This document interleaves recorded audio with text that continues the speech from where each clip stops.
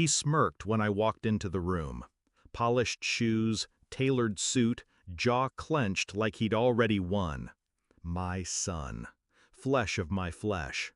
He leaned back in the leather chair like it was a throne, chin up, arms crossed, the posture of someone who thought I was finished.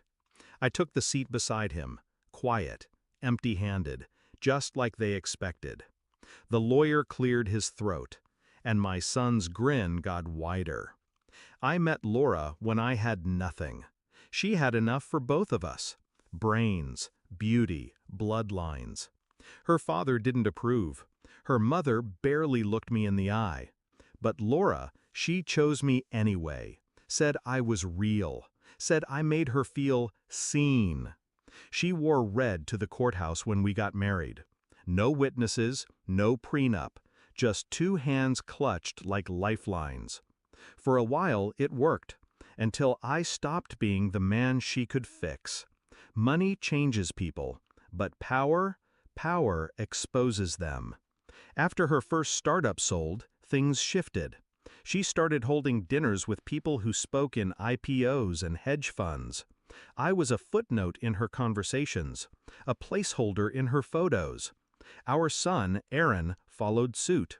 Ivy League, fast cars, cold eyes. Called me dad less and less. Then came the divorce. Laura didn't cry, didn't shout. She negotiated, like I was a failed investment. I signed the papers, took the settlement, barely crumbs from her empire. She kept the house, the properties, the boy. Aaron stopped answering my calls, said I'd taken enough. I let them go. But I paid attention. Over the years, I heard rumors. Aaron had power of attorney. He was managing her assets, flipping stock under her name, calling it strategy. But I knew him better than that. He never played the long game. He only played for himself. When the call came, Laura's gone, sudden heart failure, I didn't feel what I thought I would. No rage, no sorrow, just a calm breath, and a plan clicking into place. At the will reading, the room was full. Lawyers, relatives, investors, and Aaron soaking in the silence like champagne. He'd been bragging online for weeks, how the fortune would stay in capable hands, how I was no longer in the picture. He thought she'd left him everything, and for the most part, he was right.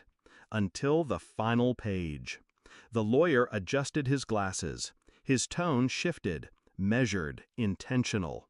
One final clause, to be read aloud. My son's smile froze. I, Laura Kensington, being of sound mind, leave a special provision to my former husband. In the event of my death, if my estate is valued above $30 million and my son is found to have breached ethical or fiduciary duty during the last 2 years of my life, the room stiffened.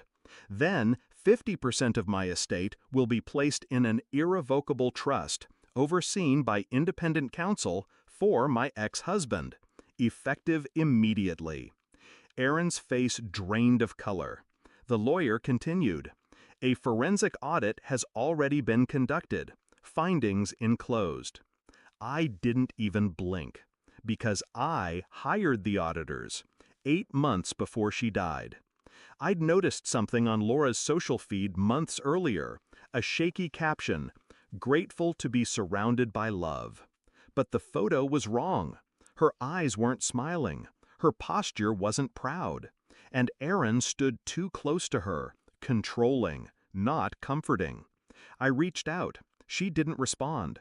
So I called her assistant, the same one she thought I never paid attention to. Turns out, Laura had been questioning some investment decisions, suspicious withdrawals, hidden accounts. She thought it was early onset stress. It wasn't. It was theft. And it was Aaron. I gave her space, but I also gave her a choice.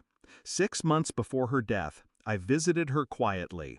No lawyers, no press, just the two of us, like it used to be.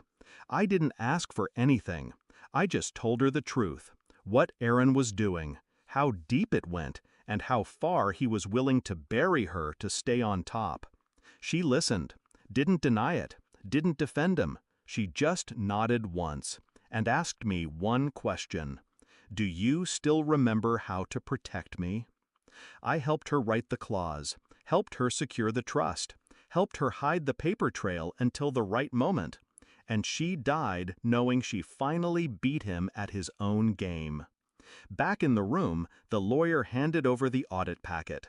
Line after line of Aaron's dirty work, forgery, embezzlement, asset siphoning. Everyone looked at him. He looked at me. "You set me up?" he hissed. I stood. "No," I said, voice calm. "You buried yourself. I just handed you the shovel." Security escorted him out. The board removed him from every position by noon. By evening, I had the keys to the estate. Not because I needed the money, but because she chose me in the end. She saw who really stood by her and who stood on her. Now I sit in the house she once filled with noise, the fireplace crackling, her favorite record spinning low.